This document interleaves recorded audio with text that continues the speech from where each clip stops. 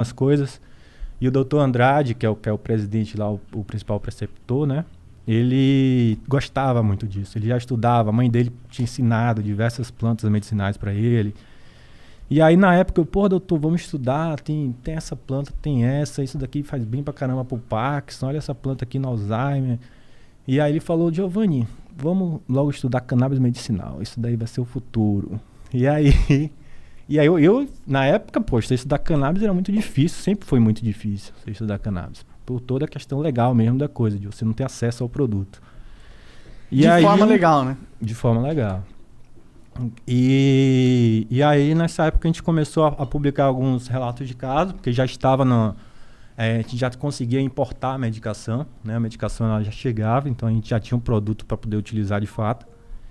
E esses relatos de caso foram divisores de águas também, assim, no potencial da planta, né? A gente viu coisas assim acontecerem que surpreendeu a nós, a mim que era jovem, a doutor Andrade que já tinha uma carreira enorme. Tipo, né? o quê? O quê que tu viu assim que Controle de crises convulsivas, controle de quadros psicóticos gravíssimos, né? Controle de transtorno do sono, que já usava diversos tipos de hipnóticos ou de sedativos sem efeito. Então, doenças raras, né? Que não tinha tratamento disponível e a gente conseguiu oferecer pelo menos uma melhora na qualidade de vida daquela pessoa, né? Então, isso começou a mexer muito com a gente levou esses trabalhos para o congresso e a gente viu que era uma coisa ali que tinha muito potencial, né? Então, a partir daí a gente se organizou melhor, montou um time de pesquisa e começamos a fazer uma revisão bibliográfica, né? Porque a principal evidência que a gente tinha hoje, até então da ciência, que a gente tem ainda na verdade, é o uso na epilepsia,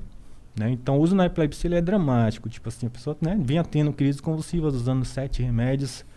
E aí você de repente acrescenta um remédio, um extrato de uma planta e ter controle dessas crises. Às vezes não controle, mas redução bastante significativa. É uma coisa assim que é nítida, né? Não tem como o cara falar que não está funcionando, né? E as custas de baixíssimos efeitos colaterais, de baixíssima toxicidade.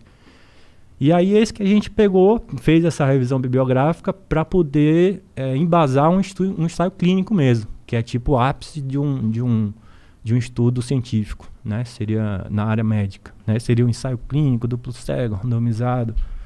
E a gente, graças a Deus, conseguiu hoje submeter, pelo menos, esse ensaio clínico. Estamos esperando aí a Anvisa dar o carimbaço para falar para a gente começar e, se Deus quiser, vamos começar esse ano ainda. E aí vocês começam o quê? A produzir esses remédios? Não, a gente não produz. A gente recebe um remédio, vem de um produtor do Chile e a gente dá para esses pacientes. Né? Então, entendi. a gente vai tentar regulamentar esse remédio, digamos assim, como uma terapia nacional, uma terapia possível, um remédio de fato, né? Não é um extrato de planta, é um medicamento. E aí esse remédio seria o CBD ou seria o THC? A nossa resposta que a gente está tentando buscar agora é justamente qual o impacto do THC nesses pacientes epiléticos, né? Se seria melhor usar extratos com um pouco mais de THC ou com um pouco menos de THC. Que o THC é importante a gente já sabe, a literatura já mostra isso bem, só que a dose a gente não sabe bem, né? Então a gente está mostrando 3 grupos diferentes, tem um grupo placebo e tem 2 grupos com 2 concentrações diferentes, de proporções diferentes de THC e CBD. Interessante, porque normalmente a galera atribui as propriedades medicinais da maconha ao CBD. A galera meio que coloca o THC como se fosse... é a parte da maconha que deixa você chapadão. Exato, THC-fobia. Mas então você está me dizendo que o THC também tem propriedades medicinais que são fundamentais. Tem muita propriedade. Inclusive, assim, sendo bem objetivo, o grande protagonista do sistema endocannabinoide, né, vindo das plantas, porque as plantas elas têm moléculas que se assemelham a moléculas que a gente mesmo produz, né? Então a gente produz uma molécula que é a anandamida, que é a substância da felicidade, né? Dita substância da felicidade. Como que é? Anandamida? Anandamida. Anandamida. Isso, ela foi descoberta isolada, assim, em 92, né? Pela galera lá de Israel, o Meshulam, que é um dos maiores pesquisadores. Recente, hein? Bem recente. E aí, a partir daí, entendeu-se que o THC, ele é muito parecido com a anandamida e ele age nos mesmos receptores. Né? Então, o THC, ele é realmente o protagonista de ação, digamos assim, dentro desse sistema. Só que o canabidiol, ele age em vários outros receptores e age de forma fraca nesse receptor principal, que é o CB1, o CB2, né? Mas tem muitos outros mecanismos de ação que fazem com que esse sistema, né, que é o sistema endocannabinoide, funcione melhor. Então, para quem ainda tem algum tipo de preconceito, sabe que todo mundo produz um certo tipo de maconha endógena, né, de maconha natural. Então, o que a gente tenta com a planta é equilibrar esses níveis, porque frequentemente em doenças crônicas a gente tem níveis baixos, né, de endocannabinoides circulantes. Então, a gente repõe com os fitocannabinoides da planta. Entendi. Que são muitos. E tu, né? tu tava falando que eu falei que, pô, eu pensei que só tinha THC e CBD. Tu falou, não, tem várias paradas, tem mais de 100 substâncias na planta, né? Pô, bonzão, hein? Gordão. Pô, vai esquentar já, demorou? Agora vai. Já. Não, ele tá me esquentando aqui. Desculpa. Então, o que acontece? Dentro da planta, a gente tem de canabinoides, né? Que são essas moléculas que são THC, o CBD, a gente tem mais de 100, né? Então, tem o canabigerol, canabinol, canabicromeno, enfim, tem diversos. Todos eles têm alguma aplicação medicinal?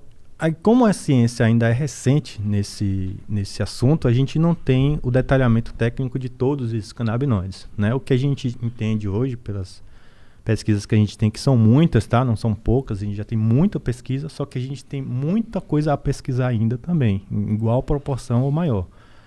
Então, a gente sabe que alguns deles funcionam. A gente tem alguns que são mais estudados, né? Uns 4, 5 são mais estudados. Os outros ainda vão vir nas próximas décadas. Entendi. Então, tem muita coisa para vir ainda, entendeu? Tem muita combinação de canabinoide para determinada doença e tal. E não é só canabinoide, né? Canabinoide é essas mais de 100 que existem. Além deles, existem flavonoides e terpenos, né? Então, os terpenos, eles dão aroma da planta. É muito comum as pessoas que fazem uso recreativo até escolher a planta pelo aroma e tal. Sim, são os terpenos. E é gostoso o cheiro de algumas. Sim. Tem algumas que não são tão E os gostosas. flavonoides é o que dão geralmente a cor, aquela cor dos pistilos e tal. A cor às vezes é mais alaranjada, às vezes é mais amarronzada, mais verde. Então, geralmente é o flavonoide que pigmenta essa planta. Então, o flavonoide tem muito efeito antioxidante, né? Ele já tem vários flavonoides conhecidos que são usados na medicina. E os terpenos, eles têm várias propriedades terapêuticas também, né? Não sei se vocês já ouviram falar de aromaterapia, mas é uma coisa que é milenar também e a aromaterapia se baseia basicamente nisso. Tu fica sentindo o cheiro ali, se tratando, pô, tô me tratando aqui, sentindo um cheirão. Incensos. Porque o cheiro, cara, ele cerebralmente assim é uma coisa muito, muito forte, porque ele sensibiliza muito o cérebro, né? E ele tem uma conexão direta cerebral, diferente dos outros sentidos, que eles passam por um tipo de processamento cerebral. Então, o cheiro, ele te conduz a estados emocionais instantâneos,